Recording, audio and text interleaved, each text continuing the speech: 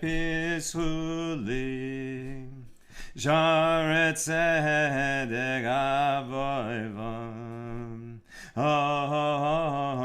Oideya Ze Hashar Ladonai Tzadikim Yavoivo Ay ay ay la la lo Ay na na na na na na na rom Na na na na na na na na no Ah la la la la la la la ah da da da da bum bum ba da da da ah la la la ba da da da ah na na na na na ay ay ay da da da da da bum bum ba da da da da ba da da da da ah la la la la la ay ay ay ay da da da da ay ay ah la la la la la da da ay ay ay ay ay.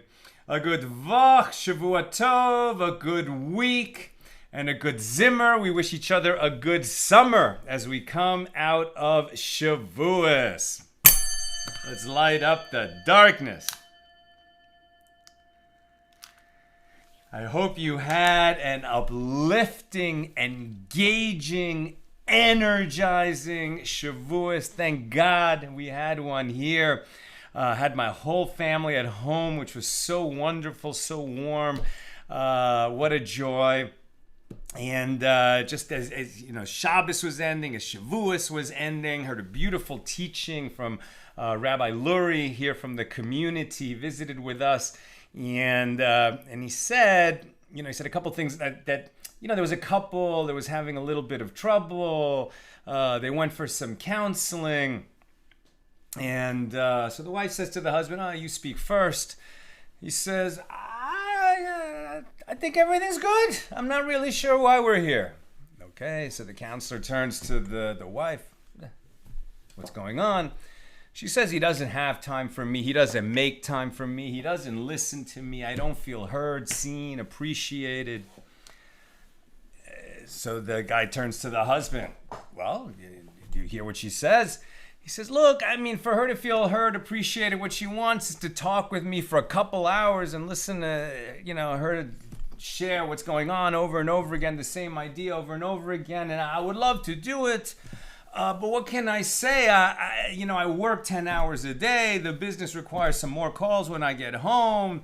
I'm a religious Jew. I need to pray in the morning, learn a little, pray in the evening, learn a little more. There's so many needs. I don't have the hours in the day to listen to a 2-hour conversation every day.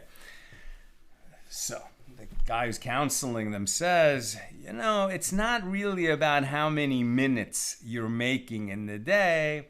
It's about what you're prioritizing. You're telling me the business, that's what you mentioned first. You mentioned that you have to pray in the morning, you have to learn in the morning. So the order you're mentioning things, that's how you prioritize them. And then if you have a little extra time, you'll make time for your wife. This is not a recipe for a successful marriage. You have to prioritize her first. She comes first. And then the other things come. What's the formula? How many minutes for this? How many minutes for that? That will follow. But it's what you prioritize. That's where the real love is and how love happens. Why did Rabbi Lurie mention this? We're coming out of Shavuos. That was a moment celebrating not only the greatest moment in human history when the Torah was given, but also this wonderful marriage between God and the Jewish people. So you're going to prioritize that marriage?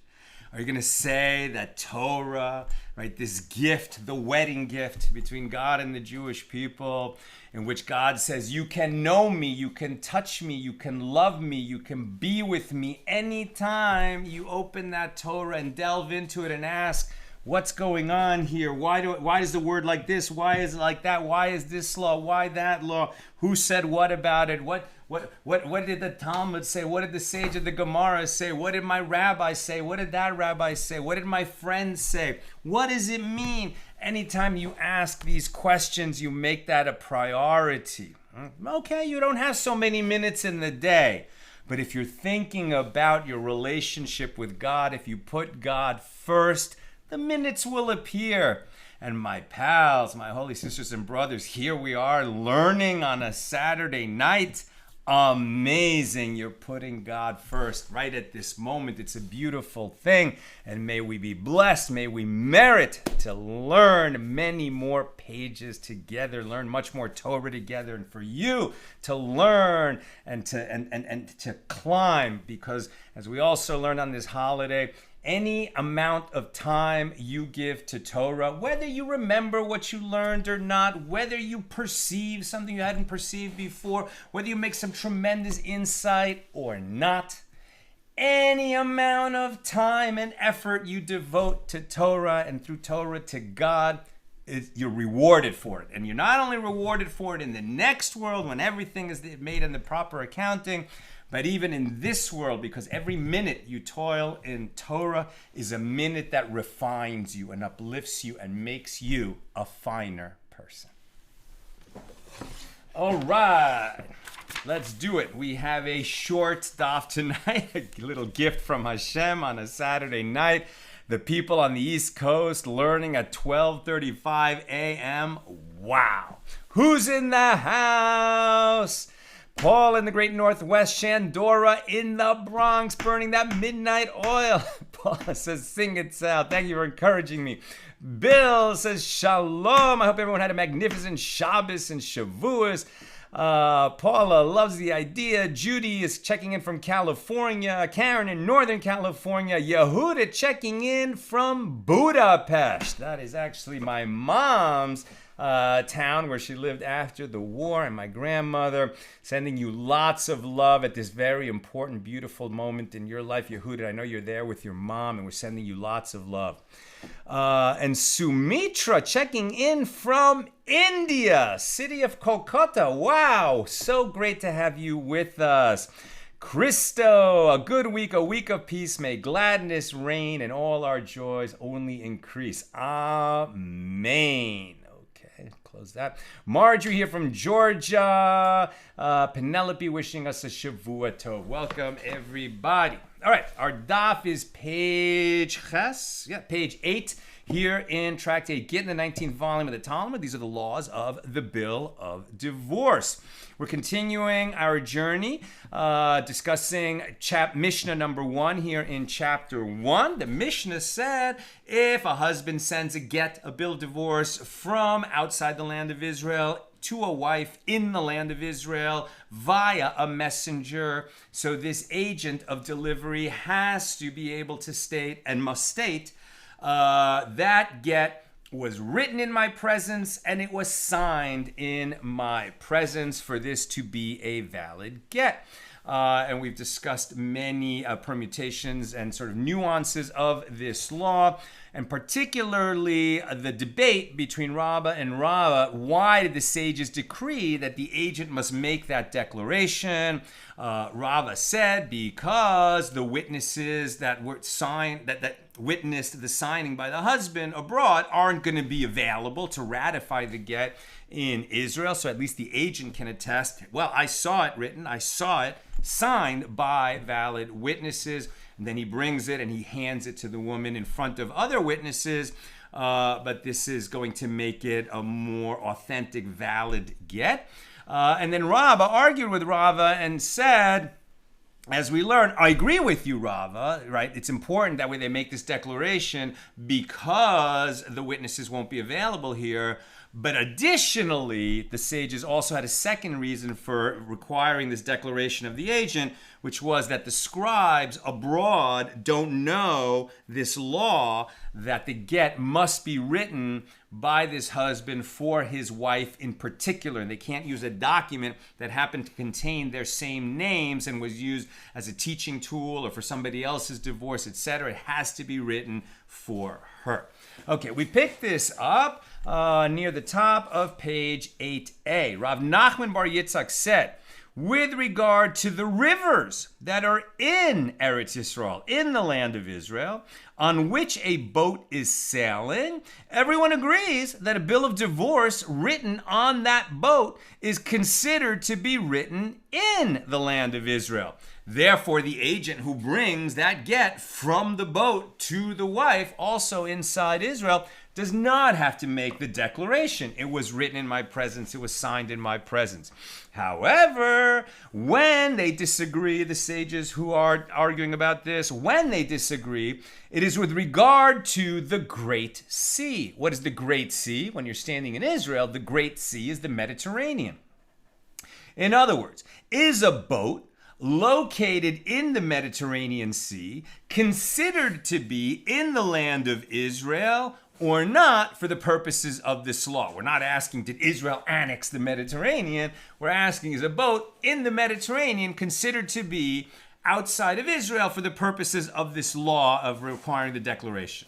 As it is taught in the Tosefta in Terumos 2:12, what is Eretz? What is the land of Israel? And what is Chutza le'aretz, right? What is the land of Israel and what is outside the land of Israel? The answer given there, any slope that descends at an angle from Turi Amnon in Syria and inward toward the land of Israel, this is part of the land of Israel. From Turi Amnon and outward, northward, is considered outside the land of Israel. So with regard to the islands, Nisin, that are in the sea, one views them as though a string were pulled taut over them from Turi Amnon in the north to the river of Egypt, which some say is Wadi al-Arish in the south. And from the string and inward, this is considered Eretz Yisrael. And from the string and outward is considered outside the land. So you can see this little figure. Let's see, it's always a little challenging to get this on camera. But you could see that string, right, from Turi Amnon in the north in Syria, near that notch, near the top of the figure. And then you draw it down to basically the delta of the Nile River. And some say it's not really the Nile River, but rather that wadi, which kind of forms the natural border or border within the Sinai desert, something like that, depending on the definition, who you're talking to. You draw that string, and it's like basically those islands which are in the Mediterranean near to the land of Israel, for the purposes of this law, are considered in Israel.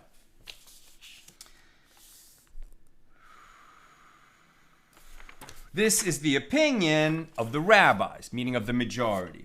Now, Rabbi Yehuda says any place that is directly across from Eretz Yisrael, including the sea itself, is considered part of Eretz Yisrael. Why? Because as it is stated in Bamidbar, right, Numbers 34:6, and for the western border of the land of Israel, you shall have the great sea for a border.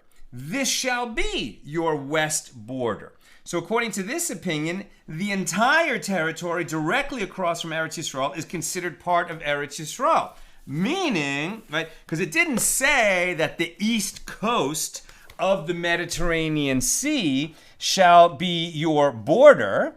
Rather, the sea shall be the border.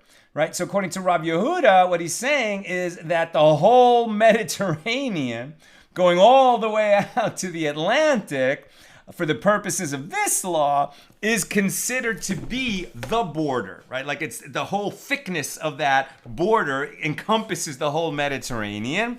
And so if a boat is anywhere in the Mediterranean and a husband writes a get on it and then it gets delivered to the wife in Israel, so the agent of delivery does not have to make the declaration, but Rav Yehuda lost that battle.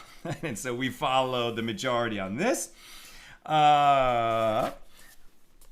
Rabbi Yehuda, right? So, and with regard to the islands that are on the sides, right, which do not exactly line up on the north or the south, one views them as though a string were pulled taut over them in the north from Kephaloria, west of Turi Amnon to the Atlantic Ocean, and in the south from the river of Egypt westward until the Atlantic Ocean. And those islands that lie from the string and inward are part of Israel for this law, whereas those from the string and outward are outside of Eretz Yisrael. Again, they're not saying that according to the Bible, as its borders were defined, at least least according to this opinion of Rabbi Yehuda, that the whole Mediterranean belongs to Israel. It's just that any island in the Mediterranean, according to Rabbi Yehuda, they're going to be considered, like the people in those islands know what the law is.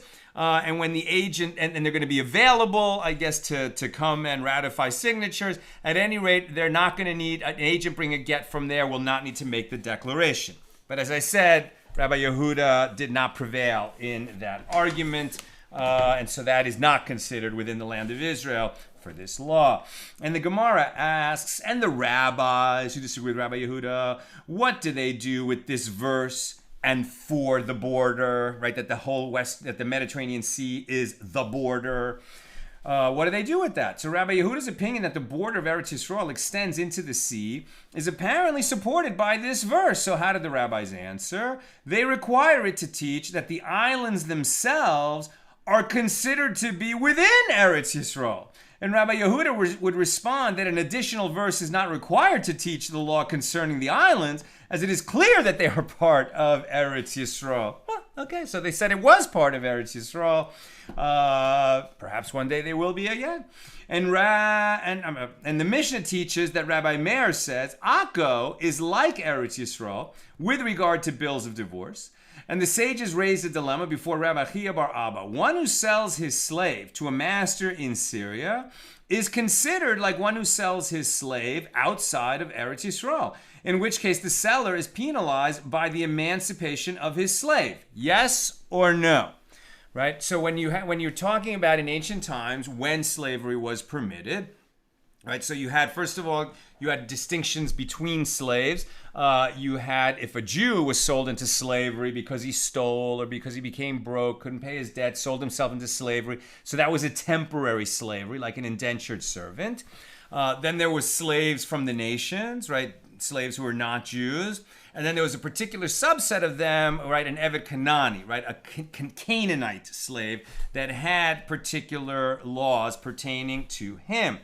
Okay, so with a Canaanite slave, it was prohibited to sell the Canaanite slave out of Israel, right? You could sell a Canaanite slave, but only to another Jew within Israel. Why? This was actually for the Canaanite slave's benefit, right?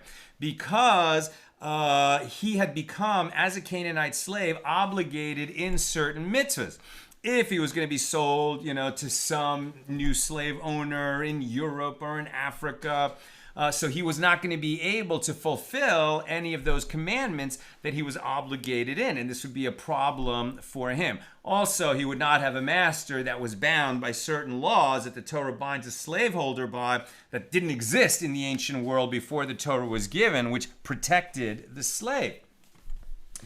Okay, so the question is Syria, for the purposes of the law of buying and selling Canaanite slaves, is Syria considered like Israel or like the nations, the rest of the world outside of Israel?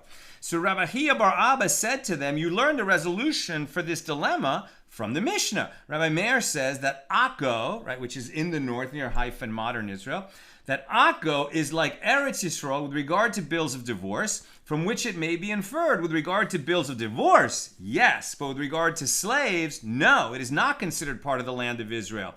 And all the more so Syria, which is far more distant than Akko from the main areas of Eretz Yisrael. Therefore, the owner has sold his slave outside of Eretz Yisrael. Now, having mentioned the status of Syria, the Gemara raises a related halacha. A law. The sages taught in Tosefta Kelim 1.5, in 3 ways Syria is equal to Eretz Yisrael, and in 3 ways it is similar to outside of Eretz Yisrael. And the Gemara inserts a mnemonic device for the ways in which Syria is different from Eretz Yisrael, and in the ways it is similar. Ayin, Beit, Beit, Resh, Resh, Kuf, right? So these are going to be the first letters of the words that, since the Gemara and the Talmud in ancient times were memorized, right? These would be a mnemonic device to help you memorize it. So Syria has the status of the land that is outside of Eretz Yisrael in the following respects. First, its soil is ritually impure, like the land outside of Eretz Yisrael, right? We've covered this before. The idea that in Israel, the people are aware that one who walks over a grave becomes impure with the impurity of the dead and is going to have to become purified from that before he could enter the holy temple. And so all of the graves in Eretz Yisrael were marked. Whereas outside of Israel, that law doesn't apply to non-Jews in other lands, so they don't care, and they probably mark graves, but they don't necessarily mark all the graves. You can't count on that, and so the sages decreed that if you step on any land outside of Israel, you become impure for the dead, right? You have tuma of the dead, and you would have to go through the 7-day purification, immerse, being sprinkled with the waters of the red heifer on the 3rd and 7th day, immerse in the mikveh on the 7th day, wait for nightfall, and then you could enter the temple. So according to this, Syria has that same classification, that it's like being outside of Israel. You step on the land in Syria and you become impure for the dead. And the second way in which it is similar to outside of Israel is that one who sells his slave to a master in Syria is like one who sells him to a master outside of Eretz Yisrael. And the second master is obligated to emancipate the slave. Now, if the second master, he's not going to do that, obviously, unless he follows Torah. But if, for example, he's a Jew living in Syria, and for whatever reason you sell your Canaanite slave to a Syrian Jew, the Syrian Jew becomes obligated to release him, even though you sold him to another Jew, because you sold him to a Syrian Jew, when in Syria that slave is now emancipated. And third, one who brings a bill of divorce from Syria is like one who brings it from outside of Eretz Yisrael, in that he must say, it was written in my presence and it was signed in my presence. So far, not surprising. Syria is not Israel. Syria is treated like any other country outside of Israel. So now our curiosity is piqued. In what ways is Syria like the land of Israel? Number one, its produce is obligated in tithe and in the mitzvahs of the sabbatical year, like Eretz Yisrael. Whoa, that doesn't apply to, America, some farmer in America. Even if he's an Orthodox Jewish farmer, he's not going to be obligated in the tithe like he would be in the land of Israel. Why is Syria connected to Israel in the law of tithes and in the law of the sabbatical year? And one who wishes to enter Syria while remaining in a state of ritual purity may so enter as though it were part of Eretz Yisrael. That's confusing, right? Because we just said if you enter the land, you acquire tumas meis, right? Impurity of the dead. But yet, you can remain in a state of ritual impurity if you enter. And I think the distinction there is if you're riding around in a box, right? Meaning that the land of Syria was decreed to have tomb of the dead, but the airspace above it was not, right? So as long as you don't get out of your wagon, out of your stagecoach, you remain pure. And one who acquires a field in Syria is like one who purchases a field in the outskirts of Jerusalem. And the Gemara clarifies, the Tana who says Syria is obligated in the tithe and in the midst of the sabbatical year, like Eretz Yisrael, holds that the conquest of an individual is called a conquest. What does this mean? Once Syria was conquered by King David, who is considered an individual in this regard, unlike Joshua, who was acting on behalf of, at God's orders and on behalf of the Jewish people when he conquered the land of Israel. But once Syria was conquered by King David, the sanctity of Eretz Yisrael applied to it, and its residents became obligated in the mitzvahs of Eretz Yisrael. Right? So because once, at one time, the kingdom of Judea under King David extended into Syria. I don't know how much of Syria, but at least part of Syria. So then that land became obligated in certain commandments like the land of Israel. Now the Brisa teaches, and one who wishes to enter it and remain in a state of ritual purity may enter. So the Gemara asks, but didn't you say that its soil is ritually impure? How then is it possible for one to enter in a state of ritual purity? And the Gemara answers, the Brisa means that one enters it in a chest, a box, or a cabinet. In this case, he remains pure as he did not come into contact with the ground itself, right? So if you're riding around in a stagecoach, you didn't become impure for the dead just because the stagecoach went through Syria, or a car, or an airplane, etc. But if you get out of your conveyance and set foot on the land of Syria, then you did become impure for the dead. As it is taught in a Baraisa, with regard to one who enters the land of the nations, i.e. any territory outside of Eretz Yisrael, in a chest, a box, or a cabinet, Rabbi Yehuda Hanasi deems him ritually impure. And Rabbi Yosef, the son of Rabbi Yehuda, deems him pure. And even Rabbi Yehuda Hanasi deems one who did not touch the ground itself impure, only in the land of the nations, concerning which they decreed impurity upon both its clumps of soil and upon its airspace. However, with regard to Syria, everyone agrees that they decreed impurity only upon its clumps of soil, but they did not decree impurity upon its airspace. Therefore, it is possible to enter Syria and remain in a state of ritual purity if one does not touch the ground itself. Now, the Brisa further teaches, and one who purchases a field in Syria is like one who purchases a field in the outskirts of Jerusalem.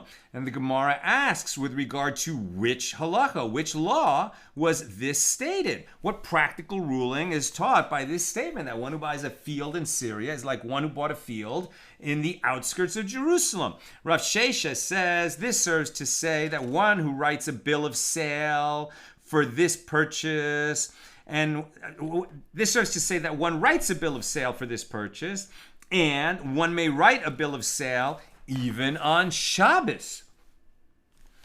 And the Gemara asks, can it enter your mind that one may write this bill of sale on Shabbos? Writing on Shabbos is a prohibited labor for which one is liable to receive court-imposed capital punishment.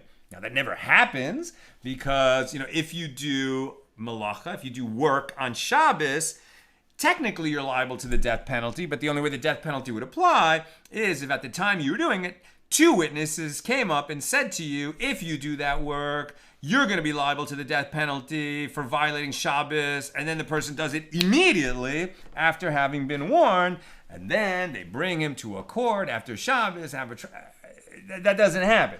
But it's just to tell you what the severity of the transgression is when one does work on Shabbos. So how can you say that if you buy a field in Syria, not only do you write a bill of sale, but it is permitted to write that bill of sale on Shabbos? Can't be.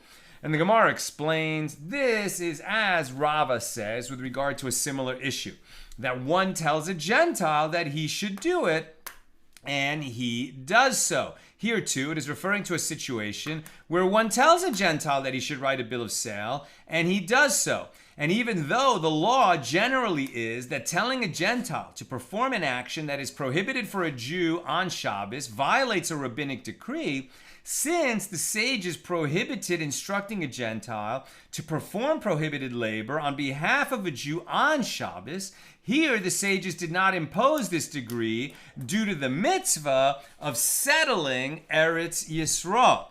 Right? So what they're saying is, generally speaking, and it's funny because this came up yesterday for us, or like yesterday, today? It was yesterday during Shavuos, but it's the same idea as Shabbos. That a worker came, opened our driveway gate, left it open, so it's an electric gate. And because it was Yom Tov, right, it was the holiday, which has the same laws about doing work as Shabbos, so I couldn't push the button to close the gate. Now, can you ask a non-Jew who happens to be walking by, like our mail person, the mail delivery person, can we say to them, our gate is open, can you shut it for us? We're Jewish and we can't press that button.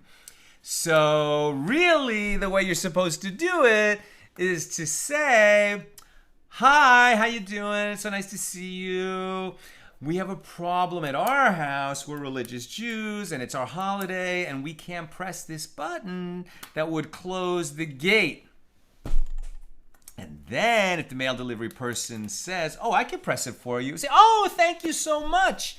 And then she presses the button and closes the gate. And something we just learned yesterday, actually, was that if that happens, you're supposed to offer them a slice of cake or something so that they benefit from doing this favor for you. Thank you is not enough. That's what I didn't know. They can say, no, thanks, I don't need the cake. And then you're fine, but you should offer. But what you are not supposed to do is say, hi, this gate is open, we're not able to press it, can you press it for me? Because then you're simply doing the work via an agent, and it's like you did the work yourself. But here what they're saying is, if you purchase a field in Syria, that you can ask the Gentile to write that bill of sale for you, on Shabbos, if that's the only time that it could get written. Why? Because there's a other greater mitzvah of settling the land of Israel, I guess, and making sure that Jews own parts of Israel. And Syria is considered like Israel because it was once part of Israel when David conquered it. Very interesting. Now, the sages taught with regard to a slave who brought his bill of manumission to a court. Right? So a slave is freed. That's what his bill of manumission is. It's the document that frees him. And it is written in it, right? So the slave brings his bill of manumission to a court, and it is written in it, quote, you and my property are transferred to you, right? So the owner of the slave is very fond of the slave. Maybe he didn't have his own children. And now he says, thank you so much for all this work that you did for me and for my family over the years. I not only free you, you're now a free person, but I bequeath to you all of my property. You are my inheritor, right? So the slave comes to the court with this document that says, you and my property are transferred to you. So if the slave shows up in the court with this document, he acquires himself, which means he's free. And, right, so he acquires himself via this document and he is emancipated. However, he does not acquire the property unless the document is confirmed in court through its witnesses, like other documents, right? On a transfer of property, a purchase agreement, it has to be witnessed, right? There has to be witnesses to it, and a court has to be able to validate the witnesses, ratify the document by saying to the witnesses, your name here is signed as a witness. Did you witness this signature on this document that gives all the property to the slave? And the witness says yes. Then the slave gets all the property. Now, a dilemma was raised before the sages. If the bill of manumission stated, all of my property is transferred to you, what is the law? And Abaye said, well, since he acquired himself as a free man, as he is included in the property mentioned in the document, he acquires the rest of the property as well. And Rava said to Abaye, granted, he should acquire himself, just as it is in the case of a bill of divorce of a woman who is divorced when she brings the document herself. Right? This is the slave bringing the document. You're going to have to be careful here because the slave had access to the writing instruments and the parchment and perhaps the seal of the owner. And now, who knows? Maybe the slave murdered the owner and showed up in court with this document that says, yeah, he freed me and gave me all his property. You're going to have to be careful and make sure that it's an authentic document, right? So Rava says to Abaye, granted, he should acquire himself, just as it is in the case of a bill of divorce of a woman who is divorced when she brings the document herself. However, he should not acquire the property, just as it is in the case of the ratification of any legal document. If someone brings a normal, typical legal document that deals with monetary matters that has not been ratified, the court will not rely on that document. So too here, as the bill of manumission, which includes a transfer of property, has not been ratified, so he should not acquire the property. If the owner wants to free the slave and give him all his property, he should do so with witnesses. After hearing Rava's objection, Abaye then said the opposite. Since he did not acquire the property, he does not acquire himself either. And Rava said to him, granted, he does not acquire the property, just as it is in the case of the ratification of any typical legal document. However, he should acquire himself, just as it is in the case of a bill of divorce of a woman who can bring her own bill of divorce, and we believe her. Rather, Rava says with regard to both this and that, both in the case when the bill of manumission states you and my property, and when it says all of my property, in both cases the slave acquires himself, but he does not acquire the property.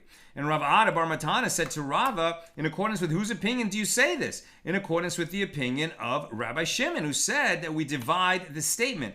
In other words, even if there is only one document or a single testimony containing one general statement, it can be divided so that the court accepts it in part and rejects the rest. We're able to say, yes, you're free based on this document, but because it doesn't fulfill the requirements of a transfer of property, because it wasn't witnessed and ratified, we're not going to be able to transfer the property just based on this document. So we're able to separate one part of the document from another. Others say, no, once you cancel one part of the document, you have to cancel the whole document. As we learned in the Mishna, Peah 3:8, one who writes, i.e. gives via a document, all of his property to his slave, the slave has been emancipated. Right? If I say, I give you all my property, now that includes the slave. The slave is part of his property. So if he says to the slave, I give you all my property, so then the slave is emancipated because he's acquired himself. But if the owner reserved for himself even any amount of land, then the slave has not been emancipated, as perhaps the owner reserved the slave for himself as well. Right? In other words, unless he says all my property is given to you, if he says some of my property is given to you, well, we don't know if the slave himself is part of that property because the owner wasn't specific enough when he gave this document. So Rabbi Shimon says, the slave, now we're at the top of 9a, I'm almost done. If you have questions or comments, please get them in. He always becomes a free man, regardless of the wording of the document, even if the owner reserved land for himself, unless it says in the document, all of my property is given to so-and-so my slave, except for 1/1000th of it. It, what is it? The land, the other slaves, the slave himself, movable property, what? Because he hasn't fully given everything away, this is the problem. As in that case, it is possible that the master meant to include the slave in the portion that he is not giving away. Consequently, the slave is not emancipated. In any case, according to the opinion of Rabbi Shimon, when the document states all my property, a distinction is drawn between the emancipated slave and the property as claimed by Rava. And the Gemara asks, but didn't Rav Yosef bar Minyumi say that Rav Nachman said, even though Rabbi Yosef praised the ruling of Rabbi Shimon with regard to this issue, the law is in accordance with the opinion of Rabbi Meir, the first Tan in that Mishnah. And the Gemara elaborates how Rabbi Yosef bestowed his praise, as it is taught in the Tosefta. When these matters were said by the sages before Rabbi Yosef, he recited this verse about him. He kissed the lips that gave the right answer.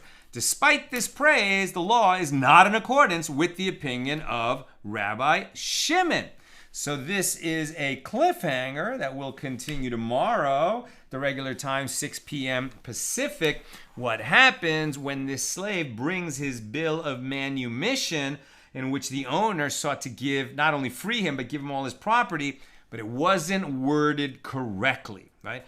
Just like the bill of divorce, if you're going to create a document that makes a status change for a person, a bill of divorce is one of the most important documents there is, because it takes a woman who is permitted to her husband and prohibited to all other men in the world, and ends the marriage. So now she's permitted to marry any man that she wants, and her second marriage is a valid marriage. If that bill of divorce is deficient in some way, then she never was divorced, and the second marriage is a fraud, is a sham, and any children from it become a mamzer. That's why this document has to be written correctly. Likewise, when slavery existed, a bill of sale for a slave or a bill of manumission, a bill that frees a slave, had to be written correctly so that it would effect the desired status change for that person. All right, any questions or comments here on Gittin 8. Let me just check quickly. I know the hour is late, so I wouldn't be surprised. Lynn says, this was an interesting point. I'd never heard the entire sea being considered part of Israel for this case regarding documents coming from the lands within it. Very interesting, right? That's what I've got for us tonight with God's help. We'll be together again tomorrow night, sharing our love of Torah, which we're carrying with us as we emerge from Shavuos. All the best, my holy sisters and